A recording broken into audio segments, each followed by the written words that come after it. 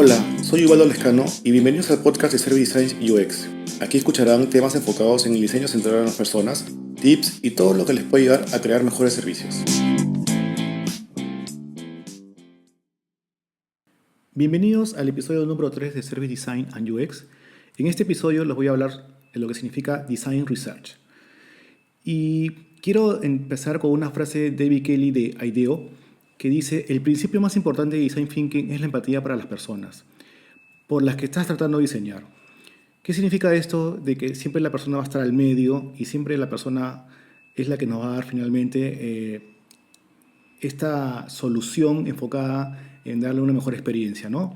Entonces, voy a hablar básicamente de por qué es importante, como punto uno, de ahí cuándo se aplica, a quién se le aplica y finalmente alejaremos los mindsets al final para hablar ya de las metodologías para el siguiente episodio, ¿no? Entonces, empezamos, ¿no? ¿Por qué es importante el Design Research, no? Lo más importante es porque nos ayuda a encontrar el problema correcto, ¿no? O sea, nos ayuda a enfocarnos finalmente en que nuestro problema está siendo bien enfocado, ¿no?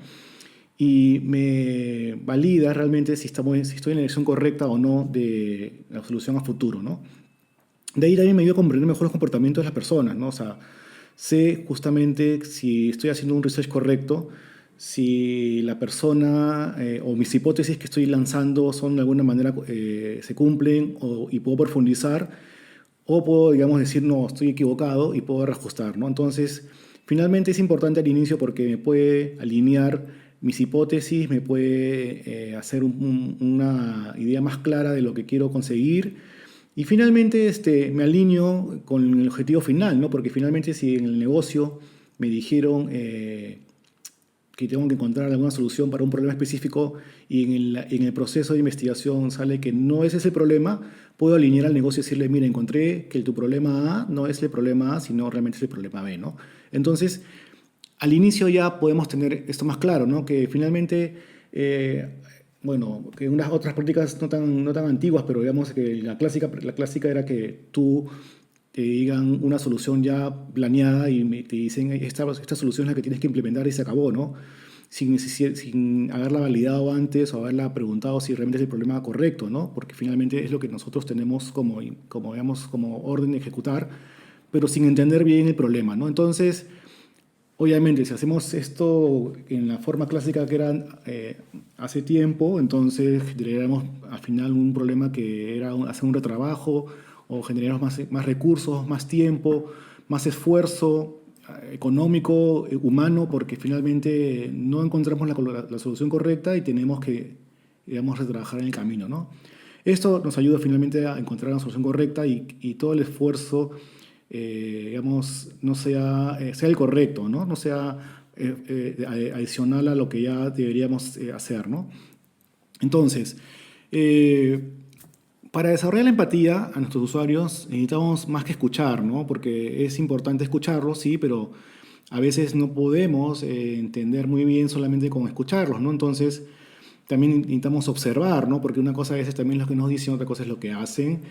Y también ver los comportamientos, temas sutiles, ¿no? Expresiones no verbales, corporales, ¿no? Ya les expliqué en el episodio uno sobre el tema de que los contextos pueden ser diferentes. Entonces, un contexto de angustia, un contexto de presión puede ser muy diferente a un contexto más relajado y las respuestas también van a ser diferentes, ¿no?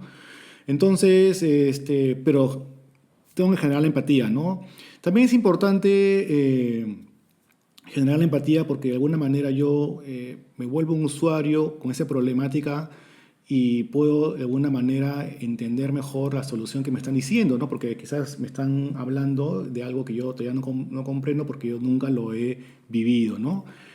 Y bueno, la idea es justamente experimentar esa sensación, ¿no? Lo que yo siempre trato de hacer es, de alguna manera, vivir en carne propia, entre comillas, porque a veces es difícil, pero tratar de simular lo más posible la experiencia, ¿no? Y ahí justamente me va a dar una mirada más empática y profunda de esa experiencia, ¿no? Entonces, eso finalmente al inicio es complicado para alguien que recién está empezando porque uno tiene que afilar, ¿no? sus habilidades de observación, leer entre líneas, las expresiones, entender los vacíos, ¿no? Pero finalmente eso es una habilidad que se puede llegar a profundizar y mejorar y hasta ya hacerla muy sencilla de entender, ¿no? Cuando uno está frente a una persona, ¿no? Es importante también que en este desarrollo de la empatía uno también intente, que es parte de las metodologías, pero un poco puedo adelantarlo, que es tratar como les dije, experimentar en carne propia, ¿no? Ejemplos, una persona para, por ejemplo, desarrollar una solución para gente invidente, se puede poner una venda y tratas de simular que eres invidente, ¿no? O también otro ejemplo era para los niños, ¿no? O sea, para los niños cómo generar soluciones, ¿no? La diferencia más clásica entre un niño y un adulto no solo es la parte, digamos, cognitiva o la parte psicológica, ¿no? O el proceso de maduración, ¿no? O sea, en verdad lo más evidente es el tamaño, ¿no? O sea, un niño ve completamente un mundo diferente a un adulto, ¿no? El adulto ve un metro más arriba que un niño, ¿no? Entonces las cosas para un niño son diferentes, ¿no? Entonces tratar de experimentar ese tipo de cosas es lo que nos va a dar este tipo de wows o mira, no entendía, ¿no?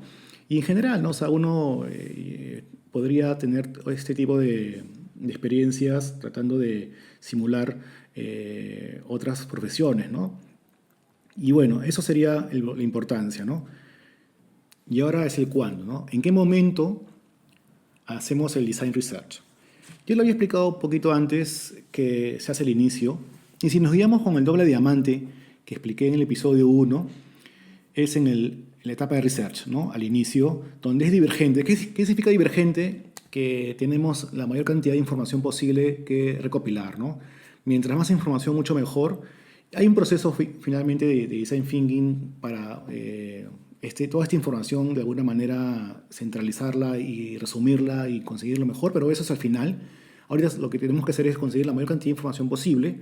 Entonces, para poder hacer eso, tenemos que interactuar con la mayor cantidad de personas, ¿no? Tratar de llegar a conocimientos más profundos sobre el contexto específico a lo que queremos llegar o el reto que tenemos que lograr encontrar esta información, ¿no? Tenemos que también definir una audiencia, ¿no? Y esta audiencia me va a dar quizás un segundo paso para encontrar una profundidad mayor, como una segunda oportunidad para seguir excavando, o quizás sea suficiente, ¿no?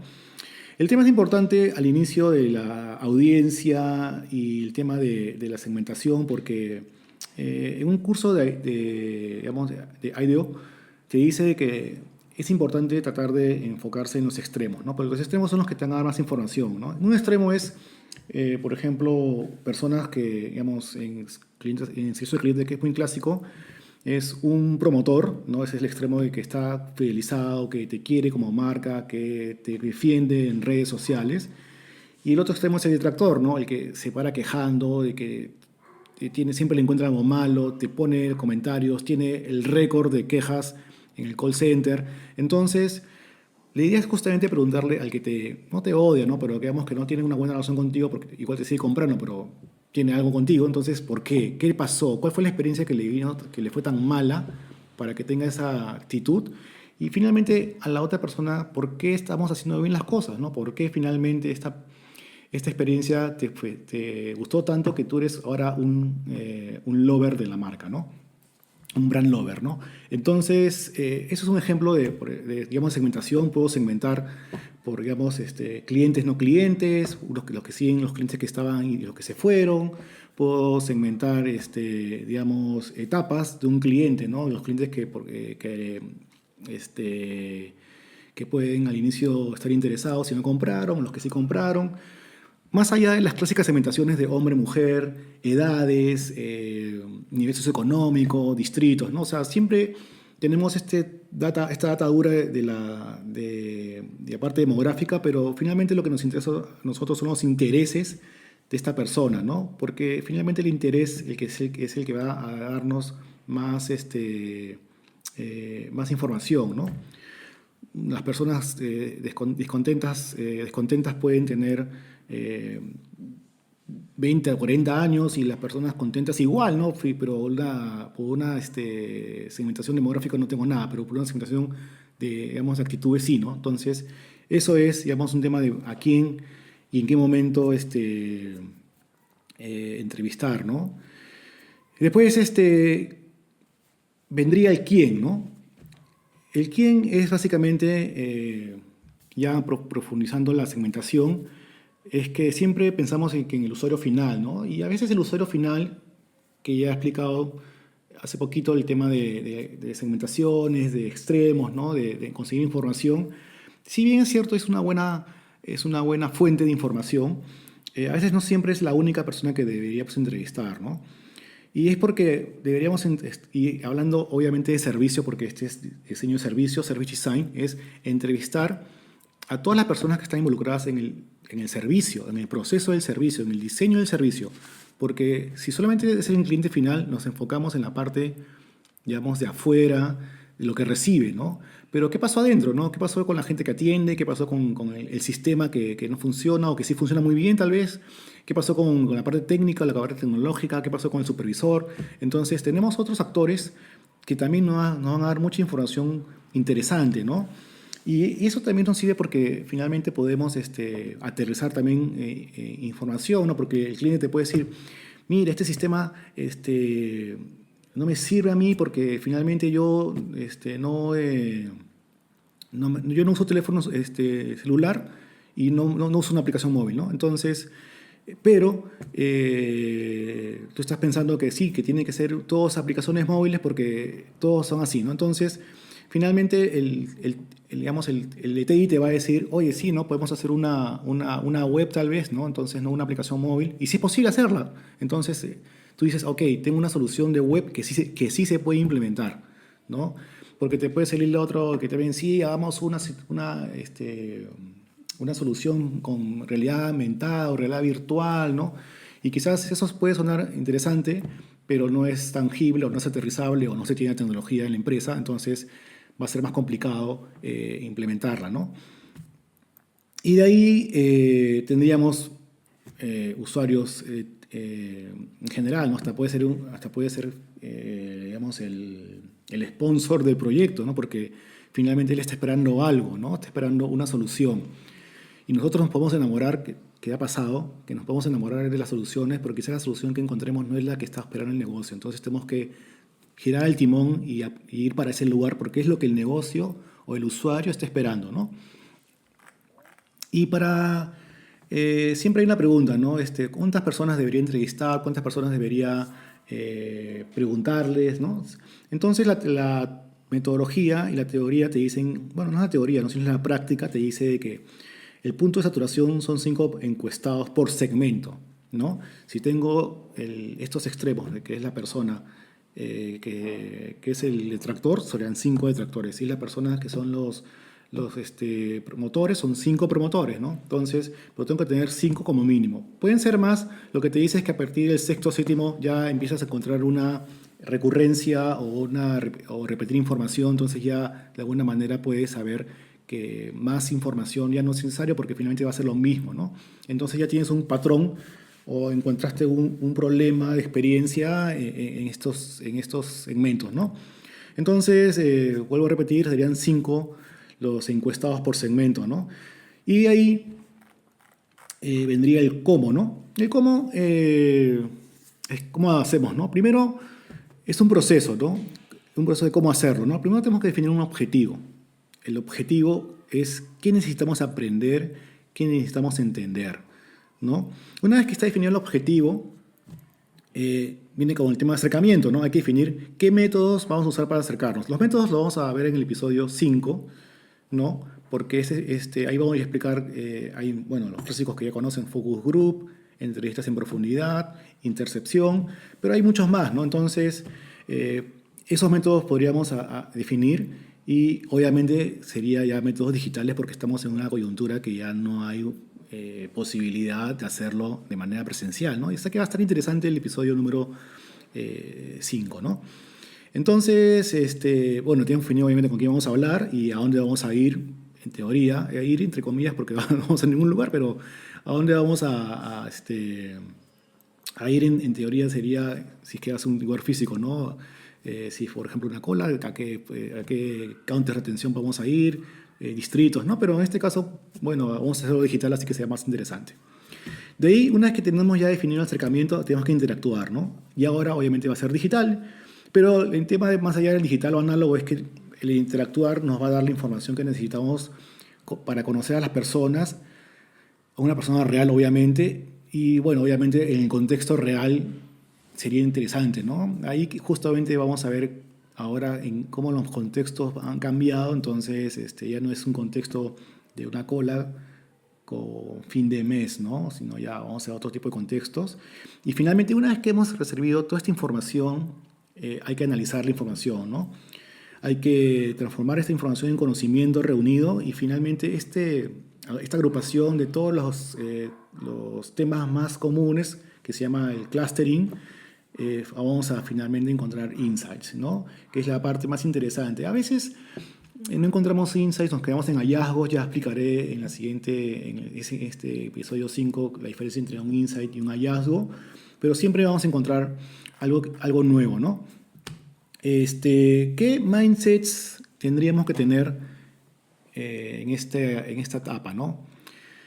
Mindsets o cómo setear nuestra mente cuando hagamos una entrevista en profundidad o hagamos una forma de acercamiento con los usuarios, ¿no? El primero es apuntar a la profundidad, perdón, apuntar por la profundidad y no por la amplitud. ¿Qué significa? De que yo debería cavar, cavar, cavar, ¿no? Y aquí, por ejemplo, hay un ejercicio que llaman el 5 por qué, ¿no? El 5 por qué es lo que usualmente los niños hacen y nos preguntan el por qué, el por qué, el por qué, el por qué, ¿no? Y había les luthiers de mi tiempo, me acuerdo que había la gallinita dijo Eureka, ¿no? De que era un niño que le preguntaba a un adulto de de dónde venía la Eureka, ¿no?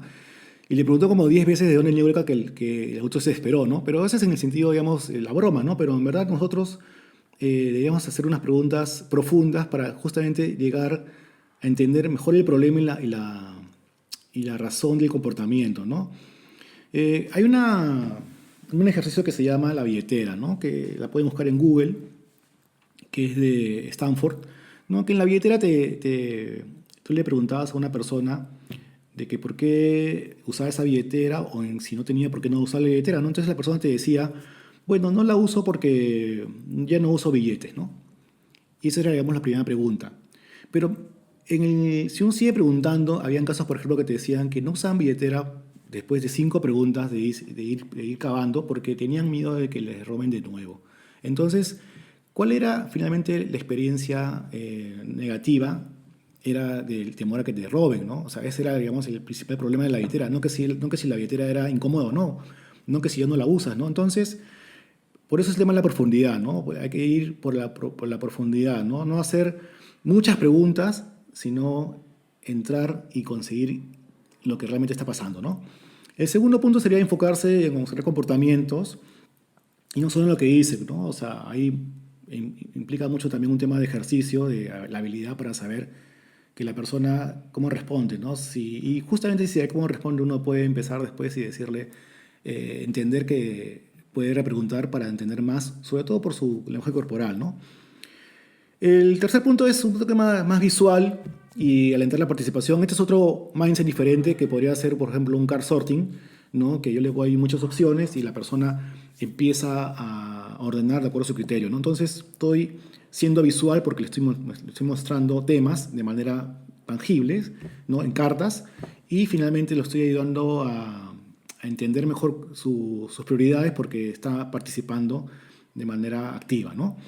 El otro punto es, tengo que asumir que el mindset o asumir la mentalidad de un principiante, o sea, yo tengo que, si bien puedo saber la respuesta o puedo tener mi propia opinión, la idea es que yo no participe, sino que yo tengo que preguntarle ¿y por qué, no? ¿Y por qué piensas así, no?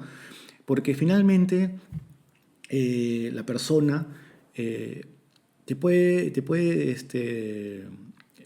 decir información muy importante si tú le vuelves a preguntarle el por qué, ¿no? O sea, como diciendo, yo no sé nada, cuéntamelo todo muy bien de cero, ¿no? Eso es súper bueno, a mí me ha funcionado súper bien, ¿no? De ahí hay, crea oportunidades para vivir historia, ¿no? La historia significa de que creo oportunidades para que me cuenten, ¿no? Por ejemplo, me puede decir, cuéntame tu última, digamos, experiencia negativa que tuviste, ¿no? ¿Qué pasó, no? Cuéntanos bien, ¿no? O sea, tipo chisme, ¿no? O sea, por qué pasó esto, ¿no? Entonces, eso la persona se siente que generas este vínculo porque te va a contar su experiencia y te la va a compartir y te va a soltar todo, ¿no? Usualmente la gente cuando ya llegas al punto de que te suelta digamos, todos sus problemas es porque ya generaste este vínculo, ¿no? Y siempre la gente cuando hacemos el research pasa eso, ¿no? Que a veces venimos por un problema y nos salen cinco más porque la gente se sintió ya en confianza y te soltó todos los problemas que tenía, ¿no? Otro punto es sumar a otras personas del equipo, ¿no? O sea, no solamente tu equipo debería ser, también necesitamos otras miradas, gente de otras áreas, para que finalmente te den otra opinión, ¿no? El debrief diario es cuando uno está, digamos, en el campo y sales y regresas y regresas y regresas. Debe haber un momento al final del día en que tú expones tus puntos que encontraste, ¿no? Y contarle al equipo, mira, encontré esto me pareció interesante. Entonces, este debrief diario, finalmente, y bueno, obviamente con los posts y poner en la pared y todo, en ese momento, ¿no? Porque ahora hacemos más digital, ¿no? Pero alentaba que tú a tus hallazgos o encuentros interesantes lo compartes con el equipo. Y quizás el equipo decía, hoy también pasó lo mismo, ¿no? Hoy a mí también me pasó lo mismo. Entonces ya van encontrando temas en común. Y finalmente el último punto es el consenso, ¿no? Construir un consenso en el equipo para finalmente definir de estos todos los puntos cuáles uno considera que deberíamos finalmente enfocarnos, porque es un hecho de que en el proceso de investigación, este design research, vamos a encontrar muchos problemas y seguro muchos interesantes, ¿no? Y estos problemas deberían ser finalmente encontrados al final como oportunidades para una siguiente etapa y quizás, o dejarlos como un backlog, ¿no? Para finalmente después en otra oportunidad profundizar, ¿no? Y bueno, esos serían este punto del design research. Seguiremos con los métodos en el episodio 5, digitales obviamente, y ya nos estamos viendo. Muchas gracias y con ustedes hasta el próximo jueves.